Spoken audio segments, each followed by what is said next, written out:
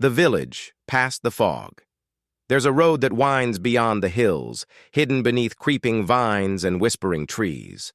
At its end is a place called Noro, a village not found on any map, and a place no one speaks of twice. Locals say it only appears when the fog is thickest, just before dawn, when even the birds hold their breath. Years ago, a boy named Toma lived in a nearby town. Toma was curious, clever, and just old enough to start thinking he knew better than his elders.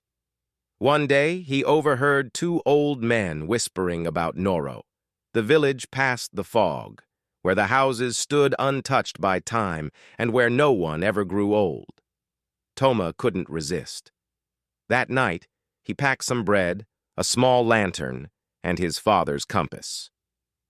Before sunrise, he slipped out of bed, crept past the sleeping goats, and made his way toward the hills. Just as the sky turned gray and fog hugged the earth, Toma saw it, a path where there had been none. He followed it. As he walked, the world grew quieter.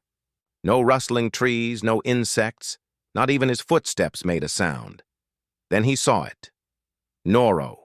Neat little houses, stone walls, a well at the center of a silent square. People stood around, men, women, children, but not one of them moved. They looked real, almost alive. Their eyes were open.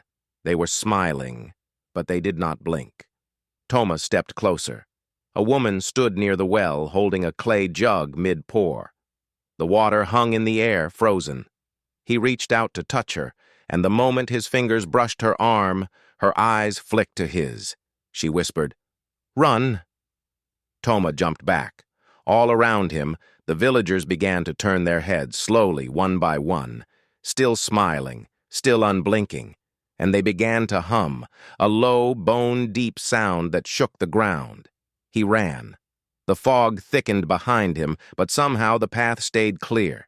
He didn't stop until the sky was bright and the town's rooftops came into view. Toma never spoke of what happened. Not even when his hair turned gray before he turned 20. Not even when he lost his voice a year later. All he left behind was a small, hand-drawn sign nailed to a tree near the hills. Never go past the fog. Noro is not a place. It's a trap. Like, share, and subscribe for more.